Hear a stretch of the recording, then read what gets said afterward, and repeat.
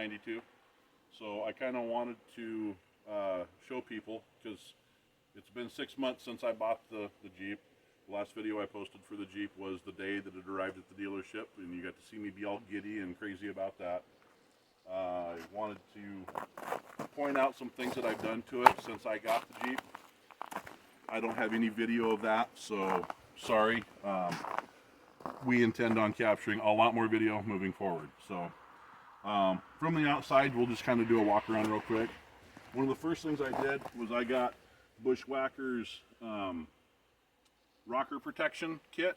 It actually does the inside step area, goes from the inside and then all the way out to the outside and drops down between the rock rail and the tub. So that totally helps protect the body there. I had a 2008 two-door JK, and I remember beating this area up, and I didn't want this to happen to this Jeep right out the gate. So that was one of the first things we put on. These are the factory Rubicon rock rails. They will be upgraded at some point in the future. Right here we have some MOPAR laser cut A-pillar brackets that did not fit.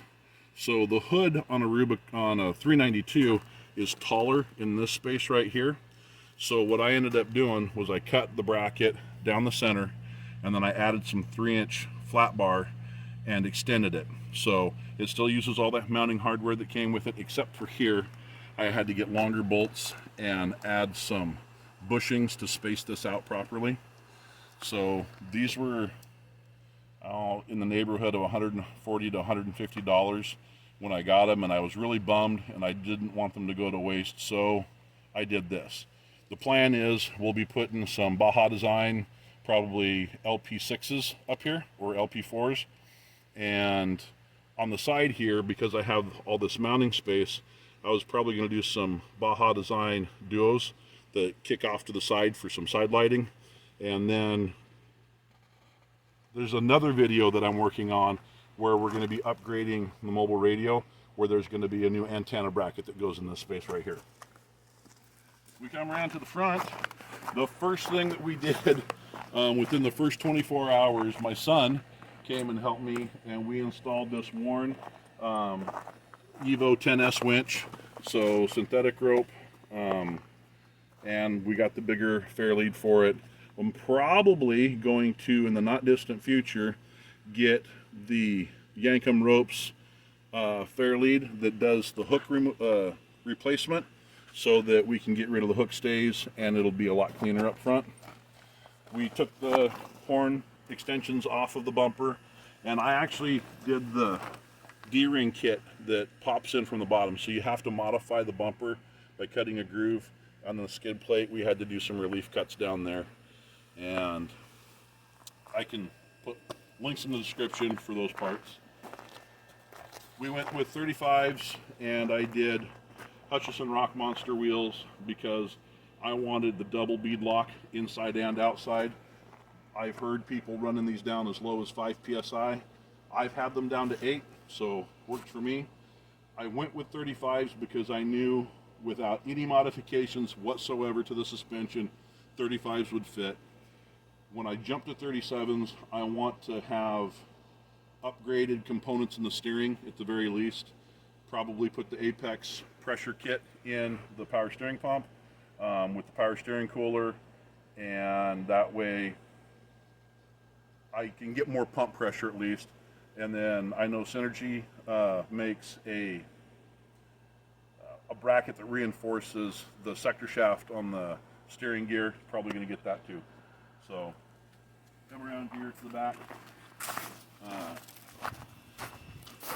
When I ordered it with the MOPAR tailgate reinforcement. But what we did though was I swapped out the tire carrier. So this has a Terraflex Alpha tire carrier.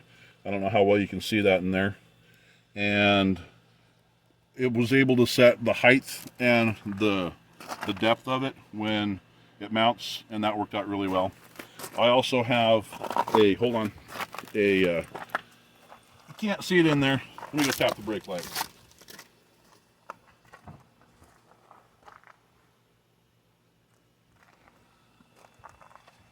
That's the Rugged Ridge third brake light ring, and so yeah, pretty cool.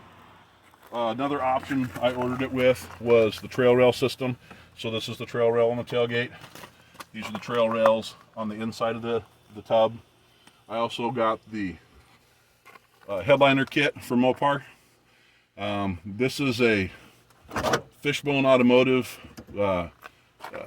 flashlight bracket for the back. So I have one here.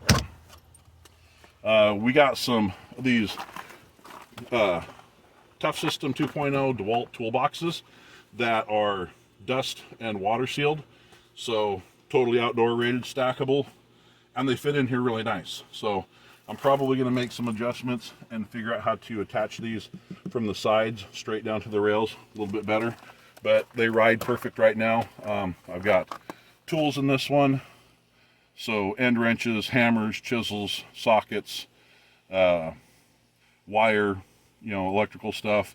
This one I got my recovery equipment, tarp, just other kinds of things of that nature.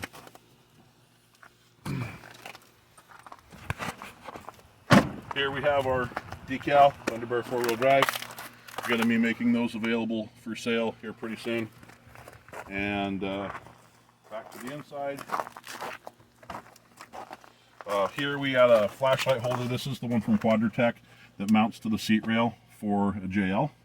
And I've got a Bullet Point Systems Ruby Grid dash mounting system.